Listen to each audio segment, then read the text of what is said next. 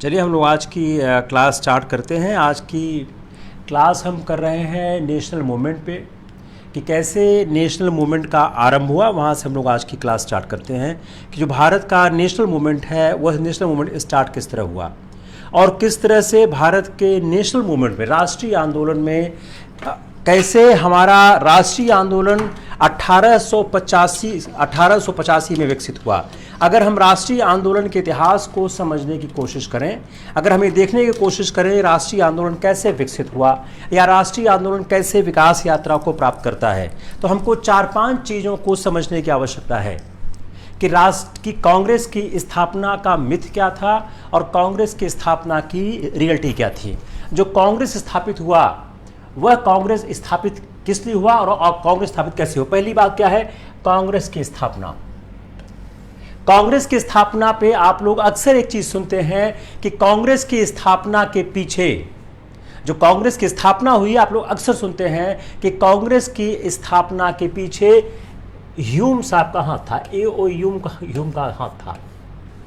और ये कहा जाता है कि कांग्रेस की स्थापना जो हुई है वह A.O. ह्यूम साहब ने अंग्रेजों की साजिश थी।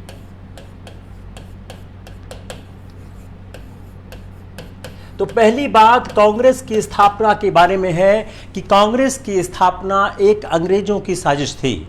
अंग्रेजों ने कांग्रेस की स्थापना की क्योंकि ताकि राष्ट्रीय आंदोलन न हो सके।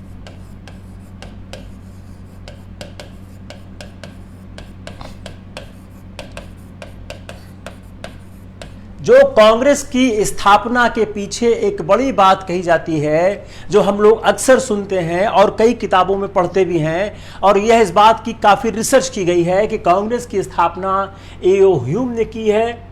यह अंग्रेजों की साजिश थी। It was the conspiracy of the Britishers, ताकि राष्ट्रीय आंदोलन विकसित न हो और ऐसी कोई प्रक्रिया आरंभ न हो सके, ऐसी कोई प्रक्रिया आरंभ न हो सके जो 1857 की क्रांति की तरह का कोई संदेश भारत में दे सके। तो it was one of the reason to start is so that the revolt of 1857 should not be repeated again। यह एक कांग्रेस की स्थापना है। दूसरा इशू क्या है, कांग्रेस लंबे दौर के असंतोष का परिणाम, लंबे दौर के असंतोष का परिणाम।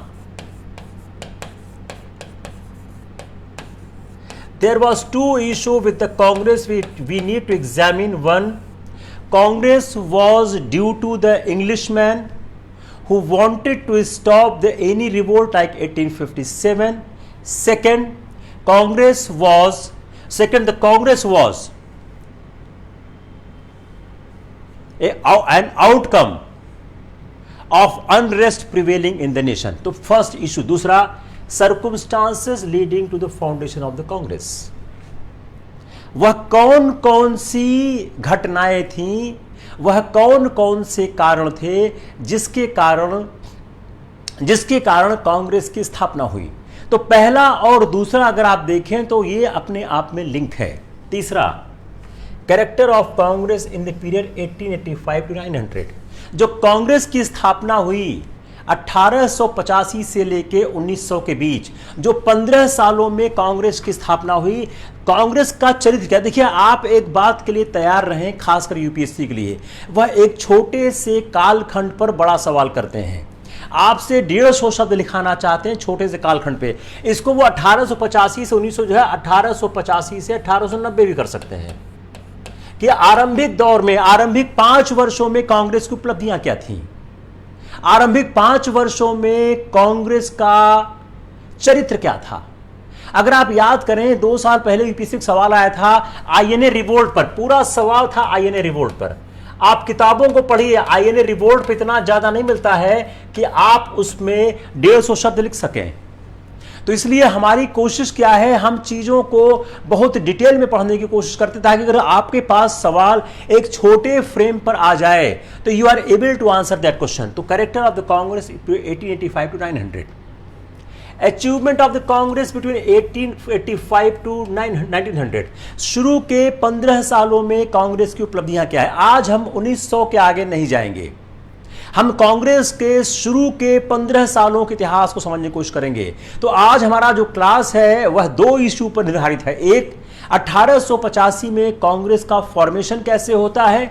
सेकेंड, 1885 से 1900 के बीच कांग्रेस का अचीवमेंट क्या है, कांग्रेस की कमियां क्या है। तीसरा, issue raised by the Congress between 1885 to 1900। शुरू के 15 सालों में कांग्रेस ने किन किन इश्यूज को रेस किए, शुरू के 15 सालों में कांग्रेस किन किन मुद्दों पर अपने को संकेंद्रित करती रही। चौथा, achievement and short coming of earlier nationalist, आरंभिक राष्ट्रवादियों की उपलब्धियां और उनकी कमियां। अगर हम पहले ही देखें तो कांग्रेस की स्थापना का जो मिथक है वह कहां से आरंभ होता है। जो एओ ह्यूम ने, अब एओ ह्यूम यहां से पिक्चर में आते हैं, जो एक रिटायर्ड सिविल सर्वेंट थे, he has formed the Congress. इन्होंने कांग्रेस की स्थापना की। कांग्रेस की स्थापना में इनका बहुत बड़ा योगदान है। अब एओ ह्यूम ने जो कांग्रेस फॉर्म की, जो 1885 से 1885 में कांग्रेस फॉर्म होती है, जो एक एओ ह्यूम ने किया था, यह सवाल हमेशा उठता है कि जो 72 लोगों ने कांग्रेस की स्थापना की और क्यों की, जो 72 पीपल ने कांग्रेस फॉर्म किया, क्यों किया।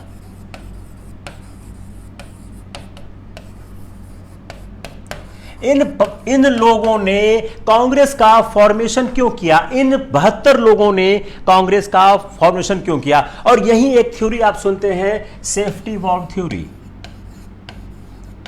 यहीं पर वो सुरक्षा कवच, सेफ्टी वॉल्व थ्योरी, सुरक्षा कवच का सिद्धांत यहीं आप सुनने लगते हैं कि सुरक्षा कवच का सिद्धांत आता है कि कहा जाता है यह जो फॉर्म किया गया उसका पर्पस यह था कि ब्रिटिश शासन को एक सुरक्षा कवर प्रदान हो।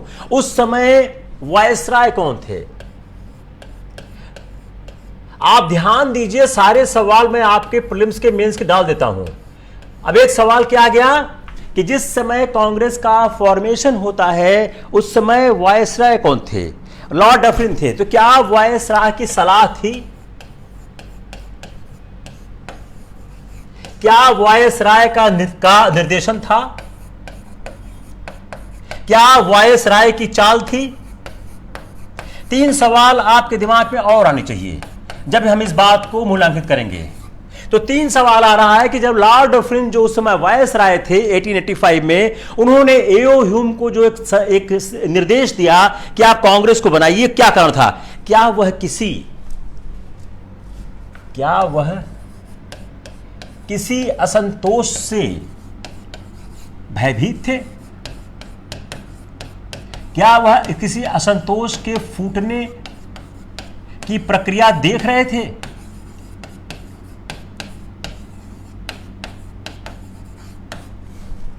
जो वायसराय डफरिन थे, was he aware that anything cooking inside the Indian population so that an organization needed for that। अगर हम इसको संक्षेप में कहना चाहें, सार में कहना चाहें, क्या कांग्रेस की स्थापना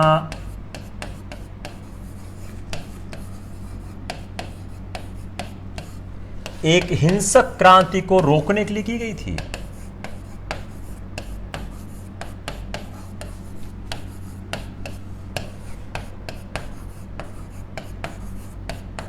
अब आपका जो सारा संघर्ष है इस बात को समझने का यहां स्टार्ट होता है।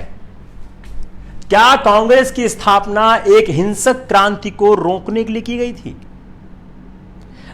क्या इस बात की कोई संभावना वहां दिख रही थी कि उस समय एक हिंसक क्रांति जन्म ले रही थी, या किसी हिंसक क्रांति की संभावना का वहां पे कोई कारण था? जो एक मिथ है कि is there a violent revolution on the card, जिससे वो लोग भयभीत थे। इस बात को समझने के लिए यह समझना होगा कि यह सुरक्षा वॉल्व की थ्योरी का सारा मामला क्या है। भारत में जो चल रहा संघर्ष था वह संघर्ष किस तरह का था, और जो एओ ह्यूम ने जो एक संस्था बनाने की कोशिश की, उस संस्था बनाने के पीछे कारण क्या था? अगर यह कहा जाए कि कोई एक हिंसक क्रांति हो रही थी या हिंसक क्रांति की संभावना थी, तो हिंसक क्रांति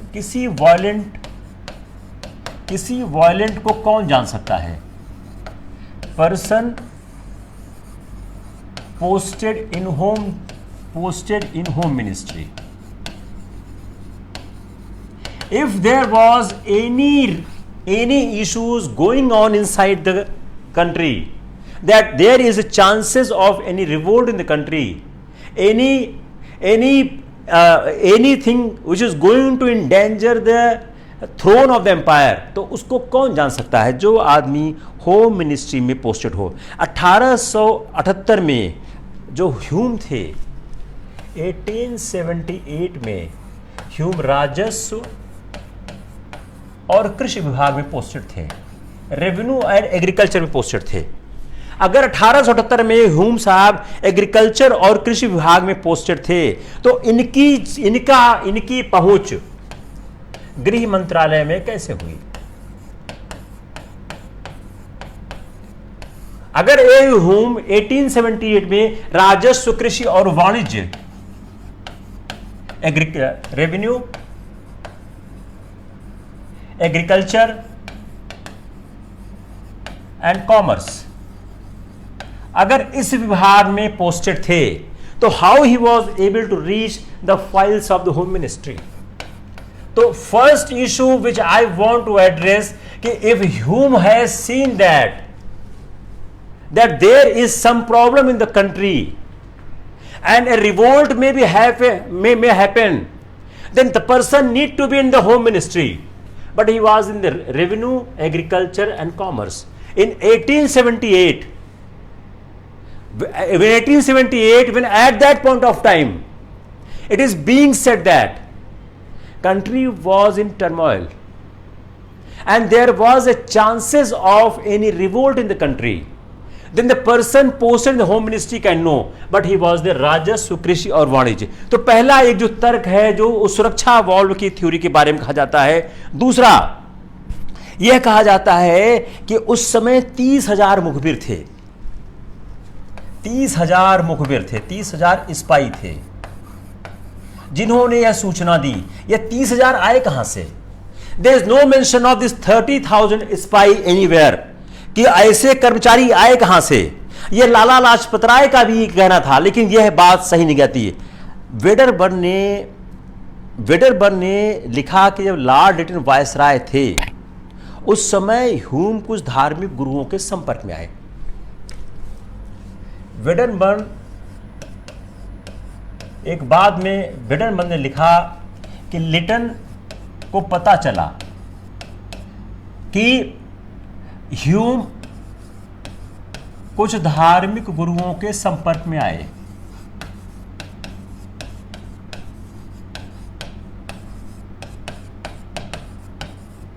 कि Hume was in touch of the some religious leaders, और इन धार्मिक गुरुओं में उनकी दिलचस्पी थी, और धार्मिक गुरुओं को आशंका थी कि पूरे देश में कोई भयानक विस्फोट हो सकता है, और ऐसे समय में सरकार को उसको टालने की कोशिश करनी चाहिए. लेकिन इसका कोई जिक्र, कोई उल्लेख कहीं प्राप्त नहीं होता है. सुरक्षा वॉल के बारे में एक दूसरा दिया जाता है सुरेंद्र नाथ बनर्जी का. सेकंड है सुरेंद्र नाथ बनर्जी, जो एक बड़े नेता थे भारतीय राष्ट्रीय कांग्रेस के. एक सुरेंद्र नाथ बनर्जी का जिक्र किया जाता है कि सुरेंद्र बनर्जी ने 1898 में एक बयान दिया. 1898 में सुरेंद्र नाथ बनर्जी ने एक बयान दिया, और उन्होंने कहा कि कांग्रेस का जो गठन है, उसकी कार्यशैली जो है वह डफरिन की देन है. तो इन्होंने क्या बोला कि कांग्रेस का जो गठन है और कार्यशैली है वह डफरिन की देन है. It was given by the Dufferin. The whole system Dufferin कौन थे? पहले वायसराय थे जब कांग्रेस की स्थापना हुई। यह डफरिन के दिन है। और 1884 में ह्यूम ने यह तय किया कि भारत में बड़े राजनीतिक नेताओं की हर साल एक बैठक बुलाएंगे और जिसमें सामाजिक समस्याओं पर विचार किया जाएगा। सामाजिक समस्याओं पर विचार किया जाएगा।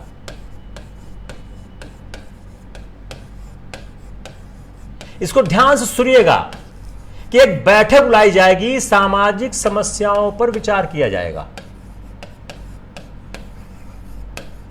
They will discuss the social issues. Every year there will be a meeting. In 1884 it has been decided. It is the statement of Surendra Banerjee. In 1884 it has been decided कि every year there will be a meeting. And in that meeting the social issues will be discussed. It was the statement of the Surendranath Banerjee. लेकिन Hume नहीं चाहते थे इस बैठक के दौरान राजनीतिक मुद्दों पर बहस हो। अब ये ह्यूम नहीं चाहते थे। अब ह्यूम क्या थे? ह्यूम नहीं चाहते थे कि राजनीतिक मुद्दों पर बहस हो।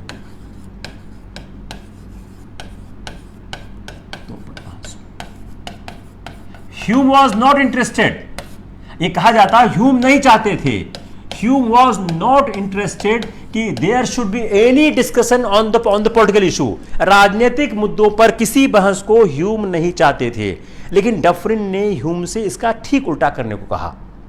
उन्होंने ह्यूम को ऐसा संगठन बनाने कहा जो राजनीति पर चर्चा करे, जिससे सरकार को भारतीय जनता के विचारों की जानकारी मिले। अब डफरिन का मानना था कि इस तरह का संगठन भारत में ठीक वही भूमिका निभा सकता है जो इंग्लैंड में विपक्ष निभाता है। अब बनर्जी साहब की बात तथ्यों से कहीं मेल नहीं खाती है। जो बनर्जी साहब की बात है वह तथ्यों से कहीं नहीं मेल खाती है। अगर आप उस स्टेटमेंट को फिर से पढ़ें जो कहता है कि कांग्रेस का गठन और उसकी कार्यशैली डफरिन की देन थी। दूसरी बात क्या बोलते हैं कि 1884 में ह्यूम ने तय किया कि भारत के एक बड़े राजनीतिक नेताओं की हर साल बैठक बुलाई जाए, जिसमें क्या किया जाए? जिसमें सामाजिक समस्याओं पर विचार हो।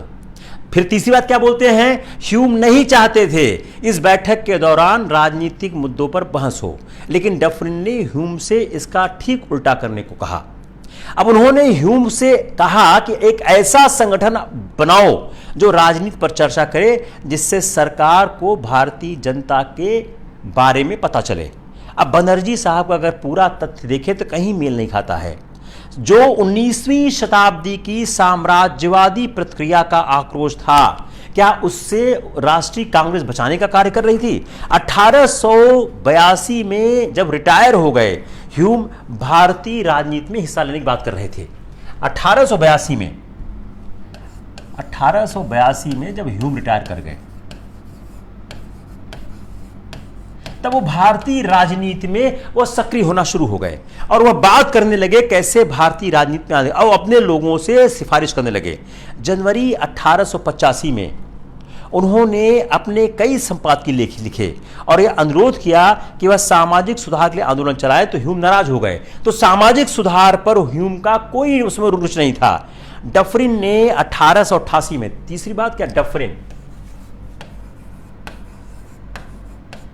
1888, डफरिन ने 1888 में एक भोज में अपने भाषण में कहा कि कांग्रेस अपने निहित स्वार्थों के लिए सामाजिक सुधारों को नजरअंदाज कर रही है और राजनीतिक आंदोलन चला रही है। उनका यह भी कहना था कि सामाजिक सुधारों से करोड़ों लोगों का उत्थान होगा।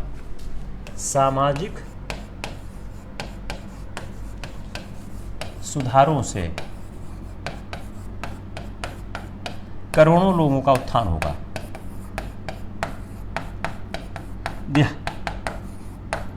There will be help to the crores of the people if we work on the social reform issue.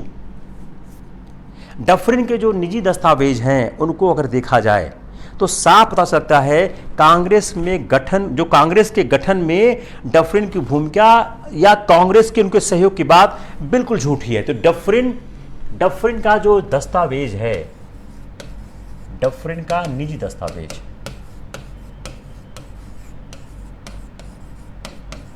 वह कहता है डफरिन की कांग्रेस के निर्माण में कोई भी डफरिन की कांग्रेस के निर्माण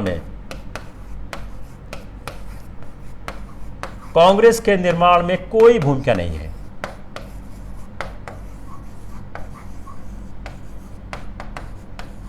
डफरिन की कांग्रेस के निर्माण में कोई भूमिका नहीं है और जो कुछ भी हुआ वह डफरिन की इच्छा से नहीं हुआ है। डफरिन ने इसमें कोई एक्टिव रोल नहीं प्ले किया है। ह्यूम ने कभी, दूसरी बात, ह्यूम ने कभी सामाजिक मुद्दों पर चर्चा ही नहीं की। ह्यूम ने कभी सामाजिक मुद्दों पर चर्चा ही नहीं की।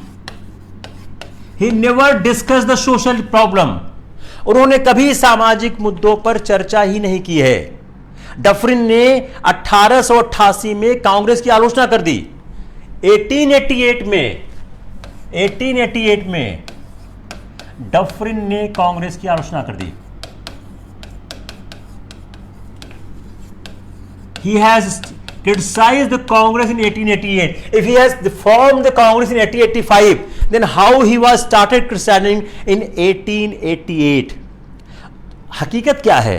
1885 के बाद से ही डफरिन और ह्यूम में अनबन होने लग गई थी और दूर रहने लगे थे। और डफरिन ने बंगाली, अब उस समय कांग्रेस में कौन था मुख्यतः?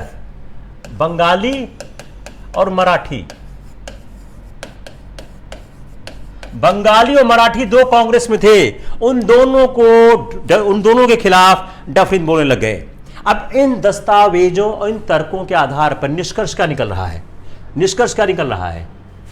कांग्रेस की स्थापना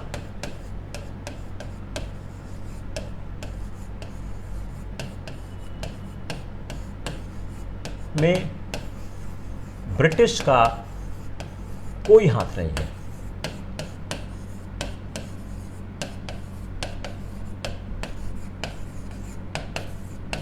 क्लियर हुआ?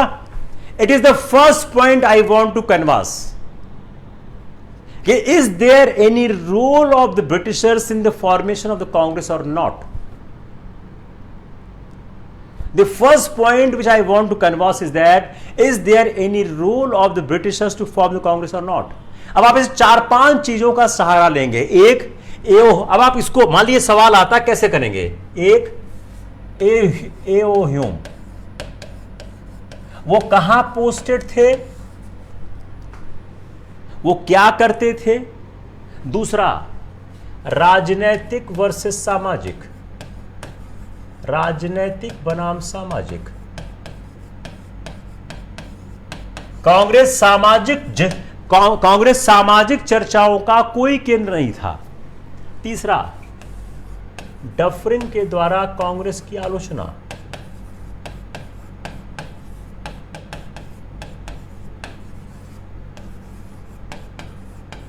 The criticism of the Congress by the Dufferin. ये 3 महत्वपूर्ण बिंदु हैं जहां से स्टार्ट होता है। Now let's see the next point. Then how Congress formed?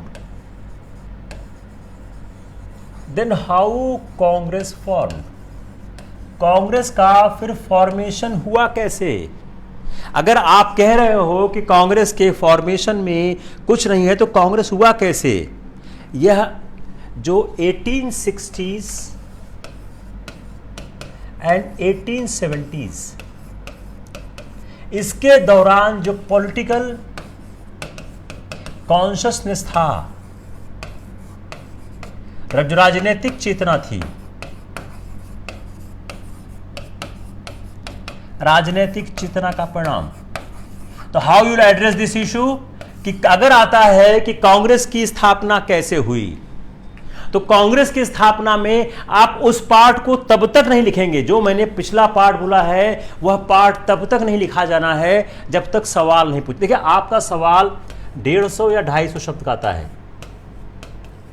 आप शब्दों को बहुत संभाल के इस्तेमाल करें। जो पिछला पार्ट है वो आप तभी लिखोगे जब उस पर पूछा जाए। अगर नहीं पूछा जाता है उसको नहीं लिखने का है। अगर सवाल आता है कांग्रेस की स्थापना कैसे हुई, उस पार्ट को बिल्कुल नहीं लिखने का है, क्योंकि वो पार्ट पूछा ही नहीं जा रहा है। जब पूछा जाए कांग्रेस की स्थापना कैसे हुई है, तो जो अब मैं स्टार्ट करूंगा वहां से आप लिखना शुरू करिएगा। तो try to understand the basic issue कि अपने को लिखना क्या है और क्या लिखना नहीं है। तो कांग्रेस की स्थापना के सच के इशू पर अगर सवाल आता है, तो अगर आप उस सवाल का पिछला जवाब तभी दीजिएगा जब एग्जामिनर पूछता है, नहीं तो अब जो मैं बताने जाऊंगा वो आप बताएंगे। देखिए कांग्रेस की स्थापना हुई कैसे। जो 1860 से 70 का दशक था, वह दशक क्या था? वह राजनीतिक चेतना का था। अगर आप इस इनिशियल पॉइंट, तो कांग्रेस मांगती क्या थी? आयात कर, सेना का भारतीकरण, प्रशासन का भारतीकरण,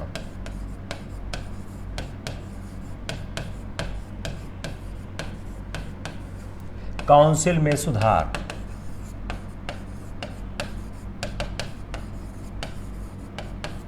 राजस्व में कमी, रेवेन्यू रिडक्शन ऑफ राजस्व में कमी, राजस्व कर में कमी, प्रेस में सुधार, प्रेस कानूनों में सुधार। अगर आप शुरुआती दौर के भारतीय राष्ट्रीय कांग्रेस के आंदोलन को देखें, तो वह क्या मांगते थे? शस्त्र रखने की सुविधा,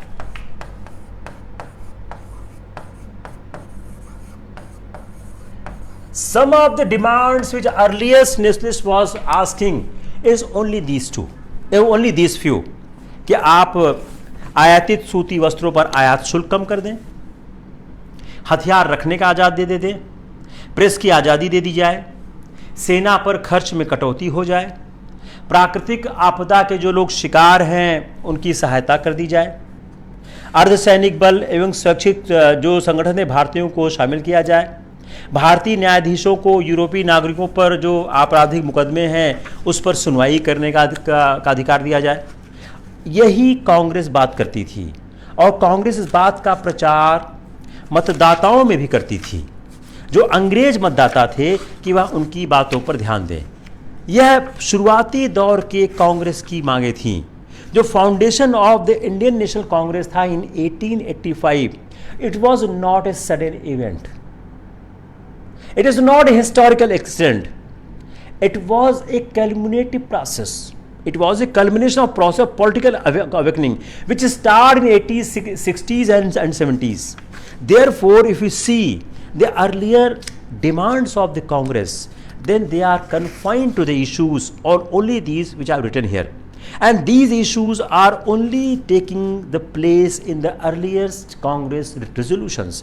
अगर आप शुरुआती दौर के कांग्रेस के रिजोल्यूशन को देखें, तो उन रिजोल्यूशंस में कांग्रेस की यही सारी मांगे आया करती थीं, और जो कांग्रेस की यह मांगे थीं, इन कांग्रेस की मांगों 1875 से 1885, if you see 1875 to 1885, it was a period prior to formation of the Congress. जो कांग्रेस के बनने का 100 साल था, उसमें एक राजनीतिक चेतना का विकास हो रहा था, एक राजनीतिक चेतना का विकास हो रहा था, और एक युवा लड़ाकू वर्ग जन्म ले रहा था।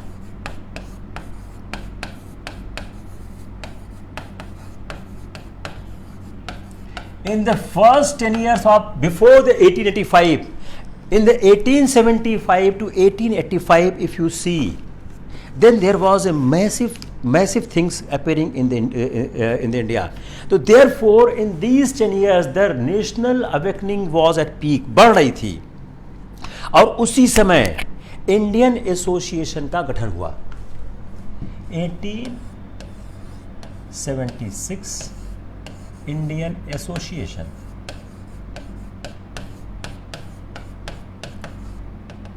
इंडियन एसोसिएशन 1876 में इंडियन एसोसिएशन का गठन होता है। मद्रास के जो युवा नेता थे राघव चेरियन, जी सुब्रमण्यम अय्यर और पी आनंद चार्लू ने 1884 में मद्रास महाजन सभा, मद्रास महाजन सभा 1884, तो 1876 में बनता है इंडियन एसोसिएशन। ये युवा जो राष्ट्रवादी थे, जो सुरेंद्र नाथ बनर्जी और आनंद मोहन बोस, इसमें कौन कौन थे? Surendra Nath Banerjee and Anand Mohan Bose, Surendra Nath Banerjee and Anand Mohan Bose.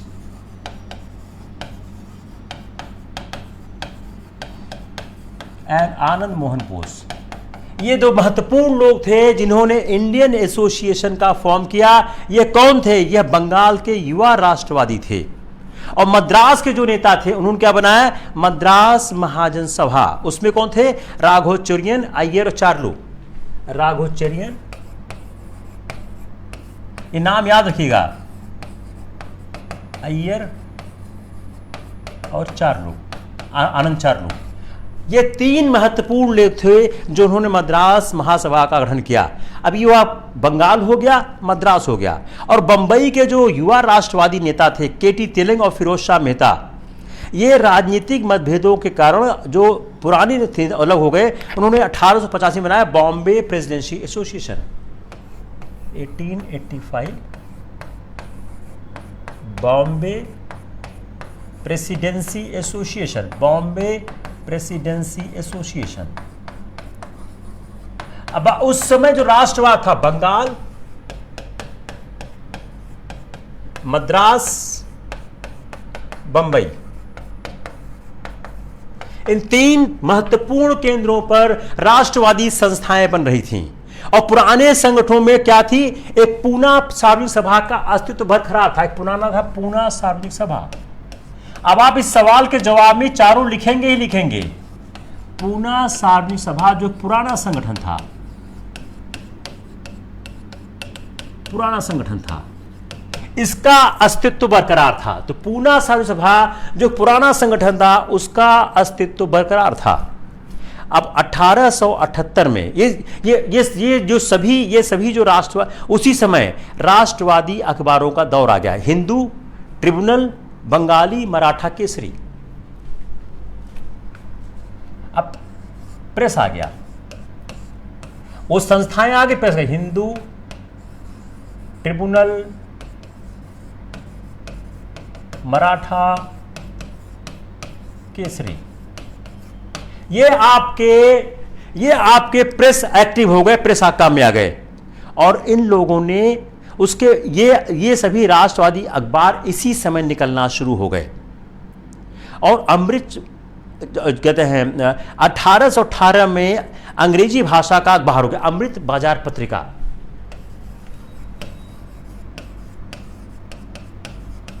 यह 1878 में अंग्रेजी में हो गया, बंगाली से अंग्रेजी में हो गया, बंगाली से अंग्रेजी में।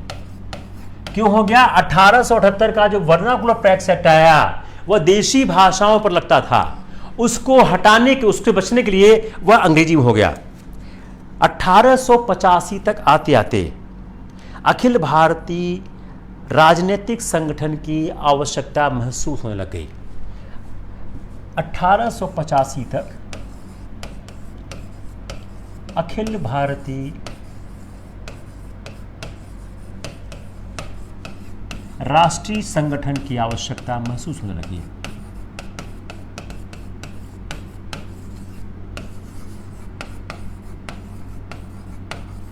There was a need of all India organization. It was felt by 1883 और दिसंबर 1883 में इंडियन एसोसिएशन ने अखिल भारतीय राष्ट्रीय सम्मेलन का आयोजन किया। दिसंबर 1883 इंडियन एसोसिएशन ने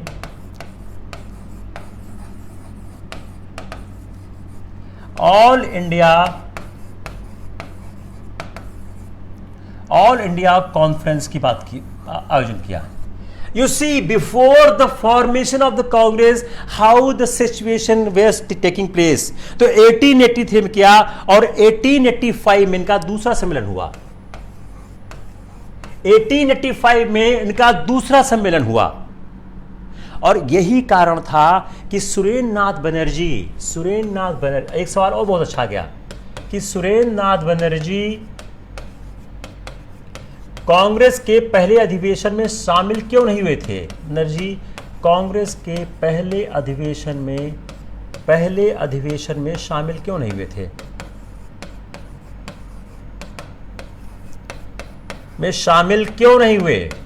Why Surendra Nath Banerjee was not participated the first Congress session held in Mumbai? Because 1885 में उन्होंने ऑल इंडियन एसोसिएशन का दूसरा सम्मेलन किया था मद्रास में, इसलिए यह क्लैश कर गया।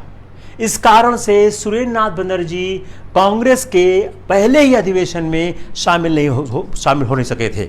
तो अगर आप इस चीज को देखें तो पहली चीज क्या हो गई, first thing what I want to establish कि एक प्रक्रिया चल रही थी, there was a series event चल रही थी, उस प्रक्रिया का परिणाम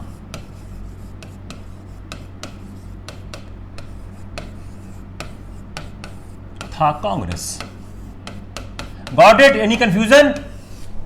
First issue you are able to establish that कि एक प्रक्रिया चल रही थी, उस प्रक्रिया का परिणाम था Congress.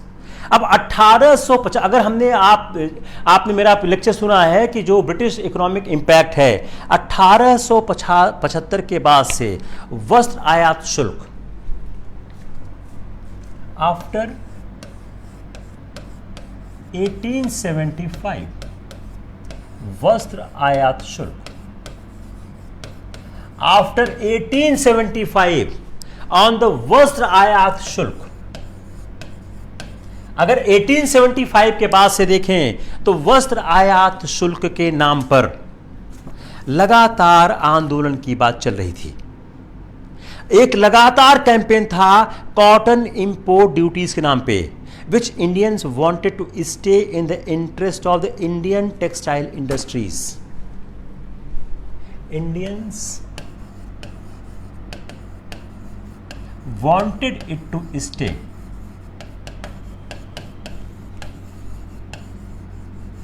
in the interest of Indian textile industry.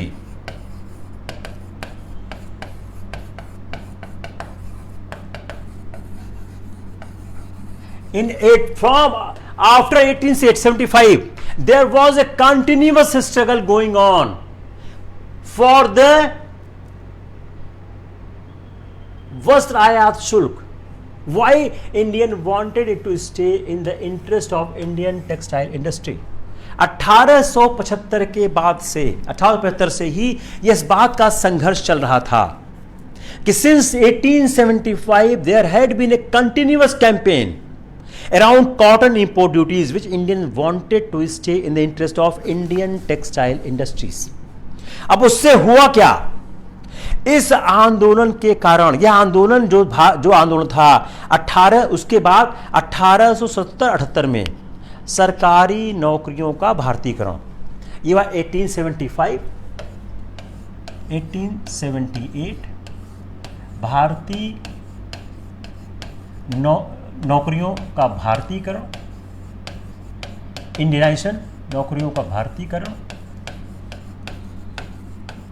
और 1878 वर्नाकुलर प्रेस एक्ट।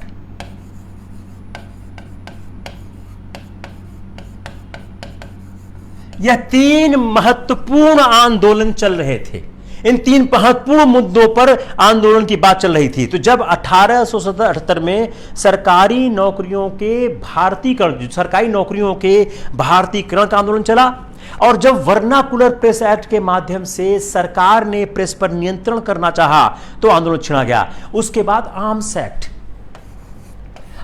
एक्ट से भारतीयों को निशस्त्र करने की बात की गई। These are the four major issues on which the movements were going on prior to the formation of the Congress. 18 उस बाद आर्म्स एक्ट पे छोड़ा गया। 1881-82 1881-82 1881-82 में जो हमारे कहते हैं प्लांटेशन लेबर्स थे और जो इंडियन इमिग्रेशन एक्ट था उस पर झगड़ा शुरू हो गया। 1881-82 में जो बगान मजदूर और स्वदेशी आवर्जन अधिनियम था, जो इमिग्रेशन लॉ थे,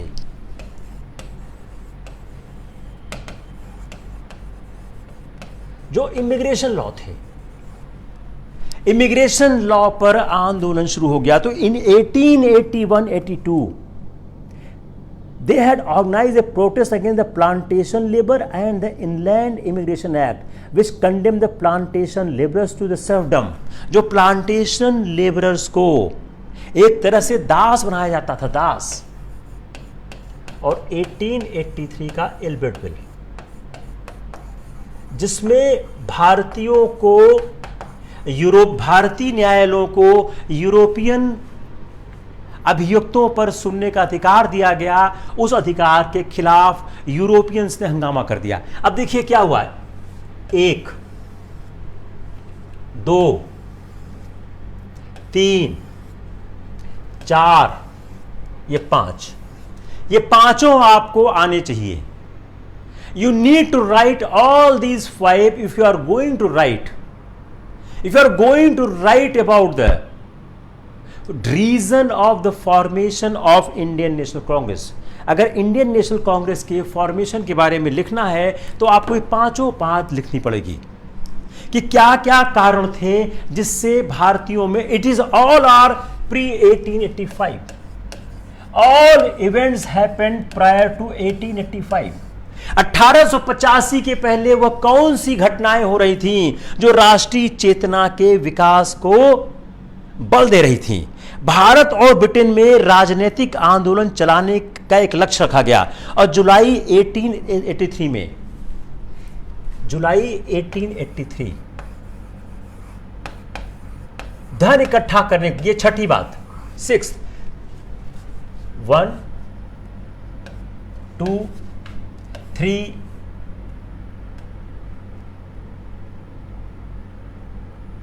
4, 5 and 6। जुलाई 1883 में देशव्यापी स्तर पर धन इकट्ठा किया गया। क्यों किया गया? भारत और इंग्लैंड में एक साथ आंदोलन चलाया जाए। भारत और इंग्लैंड में एक साथ आंदोलन चलाया जाए। यह कब हुआ? जुलाई 1883 में। तब तक कांग्रेस कहां बनी थी कि भारत और इंग्लैंड में एक साथ आंदोलन चलाया जाए।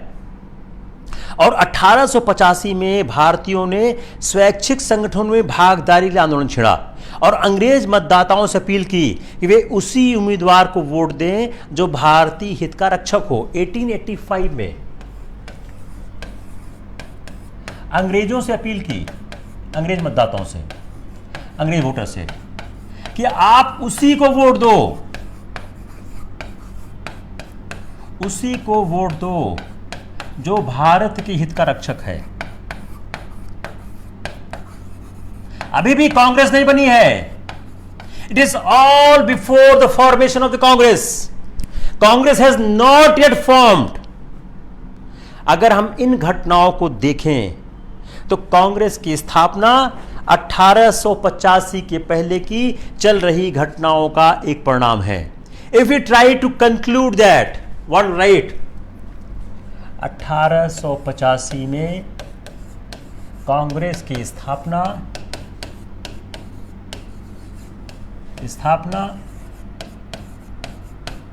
पहले की चली आ रही घटनाओं का परिणाम है। चली आ रही घटनाओं का परिणाम है।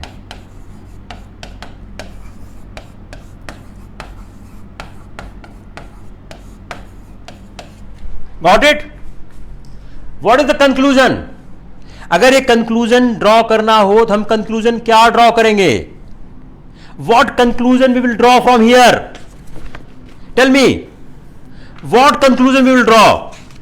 कंक्लूजन हम लोग ड्रॉ यही करेंगे कि जो कुछ भी हुआ वह सारा का सारा एक natural culmination of the political work of the previous year. The foundation of the Congress was the natural culmination of the political work of the previous year. That's why जो भी 28 दिसंबर 1885 को मिले वह कुछ ऑब्जेक्टिव्स को लेकर तैयार थे. तो जो भी लोग दिसंबर 1885 को मिले वह कुछ उद्देश्यों से जुड़े हुए थे. क्लियर हुआ नहीं हुआ? Any confusion, in doubt? Any confusion? जल्दी लिखो अगर है तो. 1885 में जो कांग्रेस की स्थापना थी, आपको क्या लिखना क्या है? आपको यह लिखना है कि 1885 में कांग्रेस की स्थापना. Clear, very good. तो आपका आंसर क्या हो गया कि 1885 में कांग्रेस की स्थापना पहले की चली आ रही राजनीतिक घटनाओं का परिणाम है. यह पहले की चली आ रही राजनीतिक घटनाओं का परिणाम है जिसने 1885 में कांग्रेस को रखा. यह राष्ट्र निर्माण की प्रक्रिया चल रही थी. भारत राष्ट्र बनने की ओर अग्रसर हो रहा था और भारतीय राष्ट्रीय आंदोलन के जो नेता थे उनका लक्ष्य क्या था? एक राष्ट्र के रूप में भारत को तैयार करना. एक राष्ट्र के रूप में भारत को तैयार करना. जो उनका लक्ष्य था, they have the objective to make a nation. एक राष्ट्र के रूप में भारत को तैयार करना उनका लक्ष्य था. तो उस लक्ष्य को ध्यान में रखकर उन्होंने अपनी कार्यवाहियां शुरू की. तो जो उपनिवेशवादी प्रशासक थे और उनके अनुयायी थे, इनको संघर्ष क्या था? जो उपनिवेशवादी प्रशासक थे, जो कॉलोनियल एम्पायर था, प्रशासक और उसके अनुयायी एंड देयर सपोर्टर्स, वो क्या बोलते थे?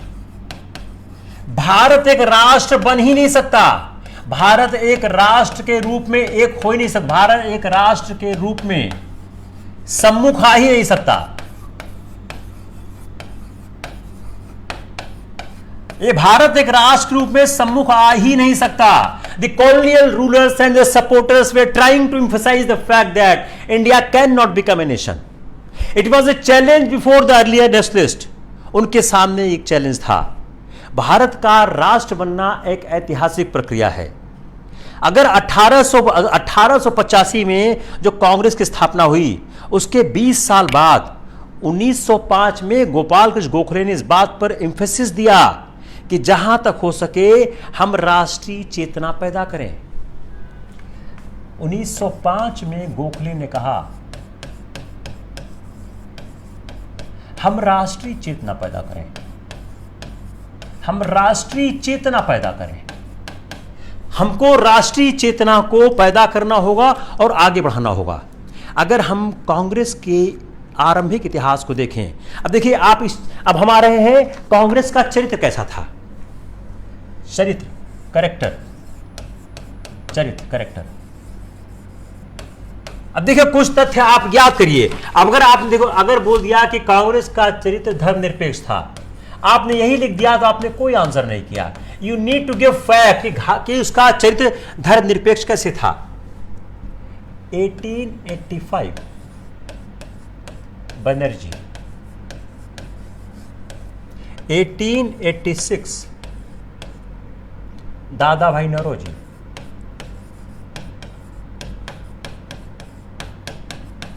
1887 बदरुद्दीन तैयब जी,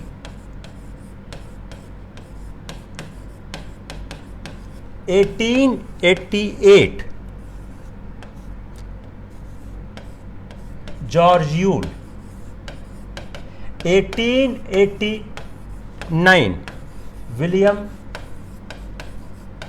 वेडरबर्न, 1890 फिरोज शाह मेहता.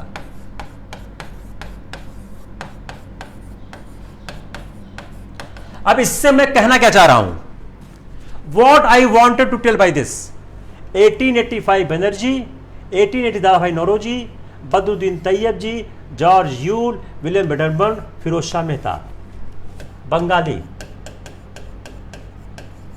पारसी, मुस्लिम,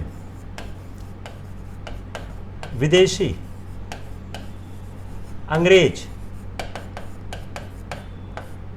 पारसी। इसका तात्पर्य क्या हुआ, कांग्रेस धर्मनिरपेक्ष लोगों द्वारा चलाई जा रही थी। Got it?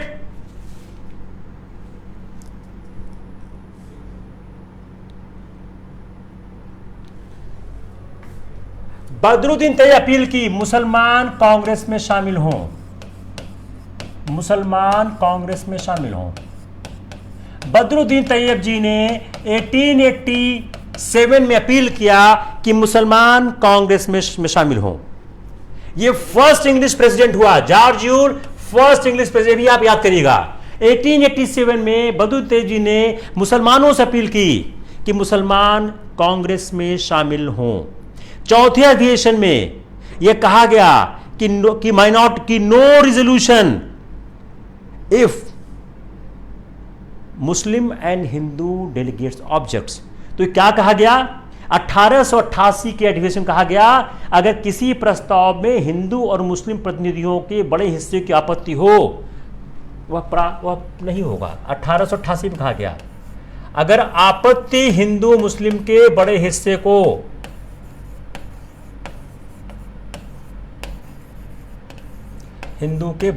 को देन रेजोल्यूशन पास नहीं होगा, प्रस्ताव पास नहीं होगा।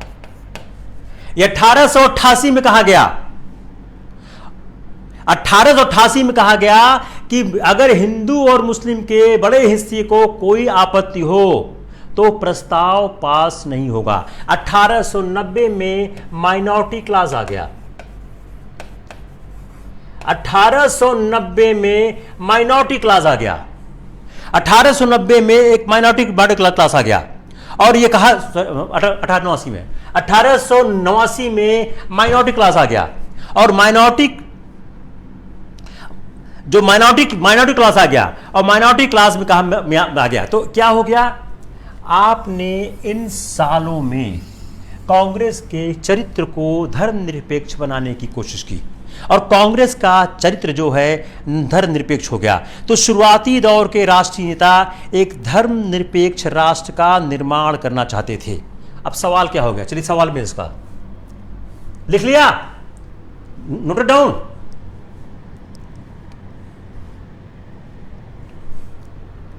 लिख लिया या नहीं लिख लिया? लिख लिया इसको। अब सवाल बनाते हैं। The Congress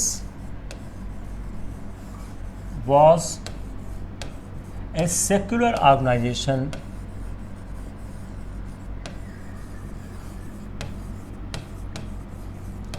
since its inception. Commented for the 19th century. अब क्या किया उन्होंने, आपको 20वीं शताब्दी से बाहर कर दिया। इसको ऐड भी कर सकते हैं, इसको नहीं भी ऐड कर सकते।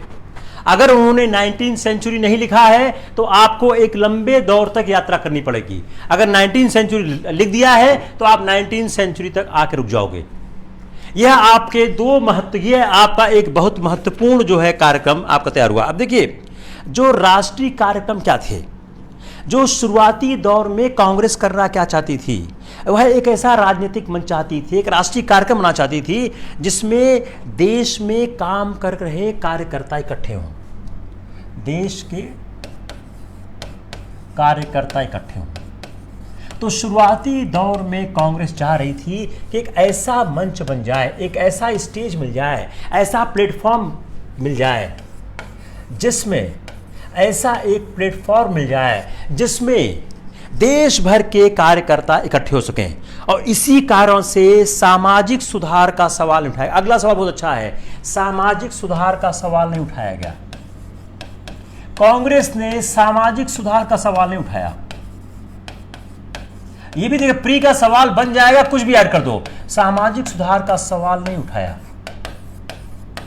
सामाजिक सुधार का सवाल कांग्रेस ने नहीं उठाया, क्योंकि वह राजनीतिक कार्य करना चाहती थी। और अगर सामाजिक सुधार का सवाल उठाया जाएगा तो उससे क्या होगा, देश में चूंकि सामाजिक वैमनस्यता थी, समाज बटा हुआ था, समाज के अपनी रीति रिवाज थे, तो समस्या हो सकती थी। उन्होंने क्या बोला, उन्होंने अपने दूसरे अधिवेशन में कहा कि उसी दादा भाई नौरोजी ने दूसरे अधिवेशन में ही कह दिया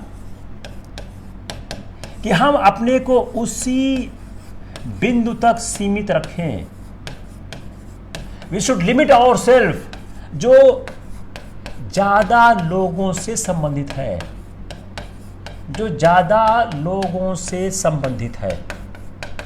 इन ए सेकेंड जो कलकत्ता में हुआ, अपने दूसरे अधिवेशन में कलकत्ता में कहा कि राष्ट्रीय कांग्रेस को अपने उन सवालों तक सीमित रखना चाहिए जो सवाल पूरे राष्ट्र से जुड़े हों और पूरे राष्ट्र के जुड़ने की कोई गुंजाइश हो, और सामाजिक सुधार के लिए कांग्रेस एक मंच नहीं है। यह सवाल प्री में आ जाएगा कि कांग्रेस किसके लिए मंच है, सामाजिक सुधार के लिए कांग्रेस एक मंच नहीं है, के लिए कांग्रेस एक मंच नहीं है, कांग्रेस एक मंच नहीं है। उन्होंने दूसरे अधिवेशन में साफ साफ कह दिया कि कांग्रेस एक मंच नहीं है, और सामाजिक सुधारों के लिए कांग्रेस उपयुक्त मंच नहीं होगी, राजनीतिक मुद्दों पर काम करेंगे। कांग्रेसी नेताओं का सबसे बड़ा काम क्या था, जनता को, इनका मुख्य काम क्या था, कांग्रेस का मुख्य काम क्या था, जनता को राजनीतिक रूप से शिक्षित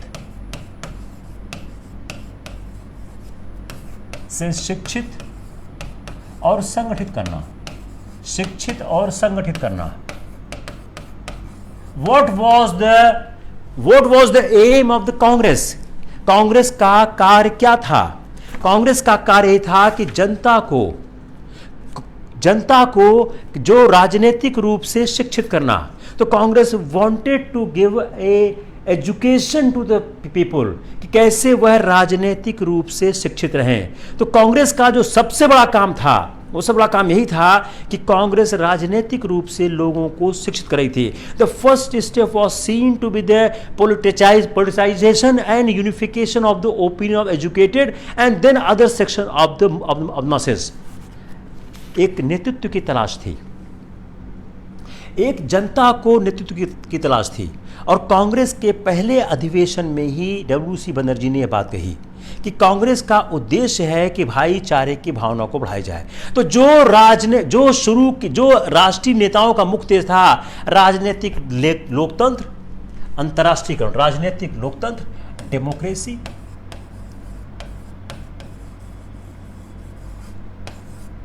और इंटरनेशनलाइजेशन, वह लोकतंत्र और अंतर्राष्ट्रीयकरण के पक्ष में थे। तीसरा, स्वदेशीकरण। अब ये तीनों आपके प्री में लिख देंगे। जो उनका आरंभिक लक्ष्य था कि वह लोकतांत्रिक हो, कि उनका उद्देश्य राजनीतिक लोकतंत्र था, अंतर्राष्ट्रीयकरण था और स्वदेशी था। और कांग्रेस का जो शब्द है यह अमेरिका के कांग्रेस लिया गया था।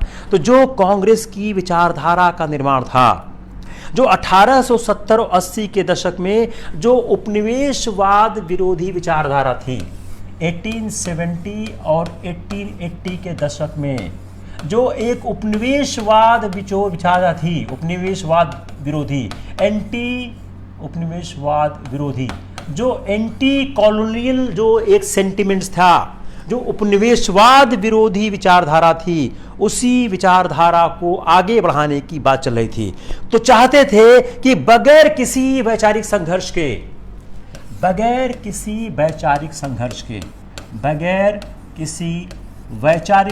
के without any struggle in the thought process, बगैर किसी वैचारिक संघर्ष के, without any struggle in the thought process, राष्ट्रीय आंदोलन छिड़ा जा, राष्ट्रीय संघर्ष छिड़ा जा सके। तो यह जो पूरी प्रक्रिया चल रही थी, क्या ब्रिटेन भारत के हित के लिए शासन कर रहा है? वह कुछ सवाल खड़ा कर रहे थे कि क्या जो भारत में ब्रिटेन का शासन है वो भारत के हित में है कि नहीं है। तो अगर हम भारत के आरंभिक दौर को देखें, धर्मनिरपेक्ष, लोकतंत्र, स्वदेशी, अंतर्राष्ट्रीयकरण, यह महत्वपूर्ण मुद्दे थे। सेक्युलर, डेमोक्रेटिक, स्वदेशी और इंटरनेशनलाइजेशन, ये महत्वपूर्ण मुद्दे थे जिन मुद्दों को लेकर वह आगे बढ़ रहे थे और इन मुद्दों के आधार पर वह राजनीतिक चेतना का विकास कर रहे थे। इसी के लिए वह एक ऐसे मंच की बात कर रहे थे, ऐसे मुख्यालय की बात कर रहे थे जो उपनिवेशवाद विरोधी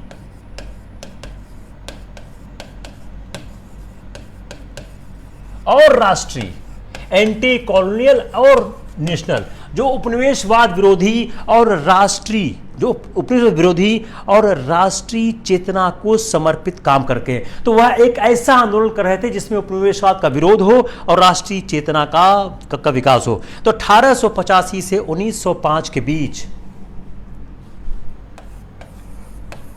इन्होंने इस मंच का निर्माण किया। I think it's enough for the day because you have one more class after 1 hour. तो I may stop here. If you have any question, you may ask. देखिए 3-4 चीज़ें हमने एड्रेस की आज के इस पूरे सेशन में। एक जो है कांग्रेस का निर्माण कैसे हुआ, कांग्रेस की स्थापना का सच क्या है, कांग्रेस का शुरुआत में चरित्र क्या था, कांग्रेस के लक्ष्य क्या थे, कांग्रेस उन लक्ष्यों की तरफ किस तरह बढ़ रही थी, कांग्रेस के आरंभिक दौर के जो लोग थे वो किस तरह थे। तो कुछ छोटे मोटे जो मामलात हैं, देखिए आज के लेक्चर से अगर सवाल आएगा तो बगैर इस सवाल को बहुत संजीदगी से हैंडल किया आप नहीं कर पाओगे, क्योंकि ये सारे फैक्ट्स आपको लेने पड़ेंगे कि शुरुआती दौर में जो कांग्रेस थी उस कांग्रेस के मुख्य मांगे क्या थी। Now in the next lecture we want to see कि how further we can progress on this. Take care. Thank you. We'll see at the 6 o'clock for the quality class.